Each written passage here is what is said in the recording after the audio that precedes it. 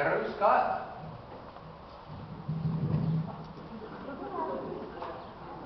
Well, I'm told that many of you are descendants of Barb and me. And how could that be if you folks don't even understand the traditional Southern German greeting? Maybe we'll have to try a more modern. Guten Tag. Wie geht's? That's a little better. We'll do that too. Lord, how things do change in 260 years. Of course, there are two things that seem to be pretty well preserved, I guess. One of them's me. The other is that Bowman house over there. My wife, Barb, you know, she'd be really pleased that that house is still standing over there. I'm not at all sure what she'd think about me still hanging around. But that house was her pride and joy. She'd be pleased to know that's still over there. You know, I really had no choice but to build it well and to build it sturdy. Barb said that she wouldn't pack up and move with me to Virginia after our 20 years in Pennsylvania unless I promised to build her a good German house when we got there. So that's what I built, that German house. But I do have a problem. I have to tell you, I have two problems, in fact. You call that the Bowman house, and this is the Bowman Gathering. That spelling, B-O-W-M-A-N. Don't you all know the real spelling should be B-A-U-M-A-N-N? You know, we tried to hold on to that Bowman name, but we were Germans in the land of the English, and the English like that Bowman spelling better. Still, though, I think of myself as Bowman with two N's. So, you know, don't be a bit surprised if I sneak over there after a bit and post a new sign for that house. It'll say Bowman, B-A-U-M-A-N-N, like it should. But being German notwithstanding, I had to swear allegiance to the King of England when we first disembarked from the ship in Philadelphia. I knew, though, that I was well on my way to being anglicized when in 1765 the authorities in Pennsylvania threatened us Germans with taking our land if we didn't become naturalized citizens of England. So a lot of us lined up behind the English crown then. It wasn't too long after that those same English neighbors put pressure on us to join them in their fight against the English crown in hopes of establishing an independent American nation. I tell you, most of us older Germans had had enough of fighting in the homeland, but our son John, as you call him, or Johannes as we called him, he did help out in that fight. But I've gotten a little bit ahead of myself. You all would probably like to know a little bit about Bodingheim, the town we came from in Germany. Oh, but before I do that, what's this I've heard about how you found Barb and me, and then you found our children? I never knew we were lost. But I guess record keeping, it did become a lost art here in America. I guess it was tough for siblings and cousins to keep in touch when they moved so far apart from each other. I'm told that you didn't even know Barb's name, and that you thought our son John was born in Germany. Speaking of John, he was such a blessing to Barb and me. You know Andreas, or Andrew as you all would call him, he was the baby when we boarded ship. He didn't make the voyage. He didn't survive. Looking back, it was a miracle all the rest of us survived. When the food rations got low and rancid, Andrew just wasted away for lack of nutrition. And he was not alone. When our ship, it was called the Patience, our ship, the Patience, made trips over a number of years. And the year before our trip, in 1748, 32 children died on that trip. We had a lot better wind and far fewer died, but still it was gruesome. I understand that you all have an account in a book somewhere of that 1748 trip, so you can read it for yourselves. But that trip was a lot like ours. People who died were just slid off a board into the ocean. You realize that we actually started the trip up the Rhine River in May, and we didn't get to Philadelphia until September the 19th. Barb went into a season of depression during and after that trip. I think it was because of losing Andrew. It was the birth of John, though, after we'd settled in Pennsylvania that brought her back. I understand that someone preserved a copy of my naturalization record. That when I told you we had to line up behind the English crown or lose our property, that from that you knew I'd settled in Berks County, Pennsylvania. And then from a search of the church records in Berks County, you figured out Barb's name and got correct information about John, that he was actually born in this country, not in Germany like you thought. After that, I guess it was the data collected by members of the Church of Latter-day Saints, or Mormons as you call them, that led you to search in Bodingham. I'm told that it was knowing our fellow travelers, the camps, and the lenses, that you knew that they'd come from Bodingham, and that led you to look there. And then once a researcher went through the records, well, it was obvious that we were your ancestors.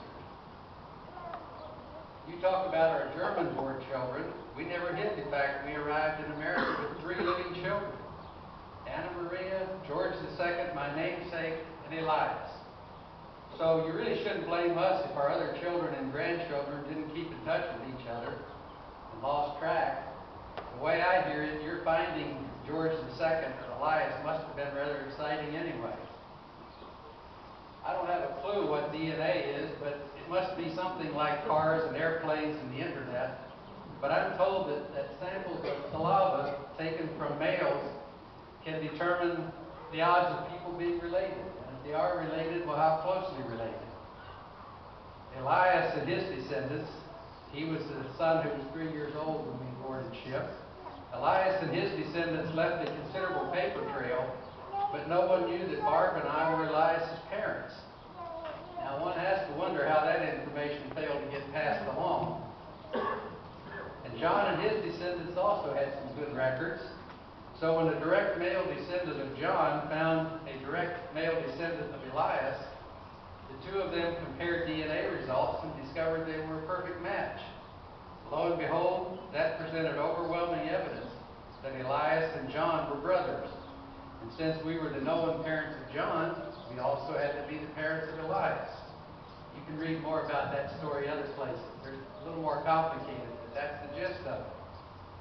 But then finding George II and his descendants proved equally interesting.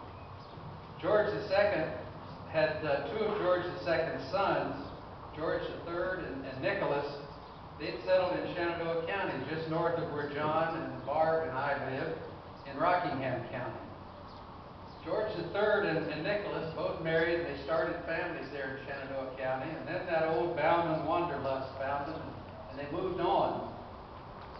Well, those descendants of Elias and John that I spoke of earlier posted their DNA results on the web, whatever the heck that is, for God and the whole world to see. And someone from Indiana named Gann contacted them and said he was also a perfect match. Well, Gann had no ancestor named Bowman, which seemed rather strange, but maybe it wasn't so strange when you realize that DNA follows our genes, not necessarily marriage records. Turned out that the Gann ancestress had lived on an adjoining farm in Jefferson County, Tennessee, to one of my grandsons, Nicholas. He was the son of George II. And Nicholas had 2 boys, one named William. It seems that Miss Gann got pregnant without the benefit of marriage, and in that time and place, the father was required to pay a bastard tax on the child born out of wedlock. Well, Miss Gann seemed to have a lot of spirit. She refused to tell who the father was, even though that meant she had to pay the bastard tax herself. It's in the court record. You can go look it up. She named that son William Anderson Gann. So there's no doubt one of my descendants fathered that child, and I bet it was William Bowman, son of Nicholas. Nicholas later lived in Henderson County, Tennessee, and I believe some of you claim him for your ancestor a little more directly. I see you out there, indeed. But the story doesn't end there. Another gentleman named Weeks, who traced his ancestry to southern... Is that you? You were the one who was harassing me about the German greeting? He traced his ancestry to southern Ohio, and he had already made contact with Mr. Gann because the two of them realized that they were a perfect DNA match. When Mr. Gann found his connection to his Bowman paternal ancestor, he talked to Mr. Weeks. Mr. Weeks contacted me with all of his paper trail evidence. Turns out that Mr. Weeks' ancestress also had a child born out of wedlock, with the likely father being a Thomas Jefferson Bowman. That was the son of George Bowman III, my grandson, or brother of Nicholas. This grandson, George III, had married an Elizabeth Roush. The Roush family, some of you may know about Roush racing. You ever hear that term? Well, they're your relatives. The Roush family had claimed for years that Elizabeth had married into the George and Mary Hyde family. Oh, it's no wonder. That Bowman line was well known in history, and given a choice, who wouldn't have chosen them? Even John Whalen wrote about them. But the paper trail evidence didn't support the Roush family claims, and now the DNA evidence provides overwhelming evidence that Elizabeth's husband was in fact my grandson, your relatives. So that's how George II and Elias were found through a combination of paper records and DNA testing. Barb and I would sure love to know what happened to Anna Maria, our oldest child and only daughter. I'm told the records show that she grew to adulthood in Pennsylvania, but nothing further is known. Maybe one of you could help. One of you can do some research and figure out where she went. But enough of that finding business. Let's get back to our life in Bodingham before we came to America. I was a tailor. I made clothes for people. Mostly it was clothes for folks like us, working people. But I was good at it. Occasionally I made some fancy clothes for the Princess family or for some scholars. I learned that trade from my father. And his father was a wagon maker. I guess it might be fair to say that working with our hands came easy. But to be a tailor, I also had to be able to read and to figure. So not to brag about it, but in addition to being able to figure, folks seemed to trust me, and I was the treasurer for the parish for a time. While we were not farmers, we did have enough land to support a cow and some sheep, some fruit trees, and grew a lot of vegetables. Without that, it would have been hard to live. Oh, and I should say that after my father died, my mother worked for 14 years as a midwife. You know, we became frontier farmers when we settled in America, but that really wasn't like farming in Bodingham. In Bodingham, everyone lived in town, and the farmers went out to the fields to work by day, and then they came back to their house in town at night. Quite different out on the frontier in Pennsylvania. You know, Barb and I were both older when we married, 27 and 28, and I have to admit to marrying up. I hear that the same has been true of a lot of you Bowman men over the years, marrying up, that is. You see, Barb's grandfather was a well-educated minister in the Lutheran Church, and her father was an arbiter and member of the city council. Not sure why she married me. But we did have 5 children in Bodingham, but little Michael died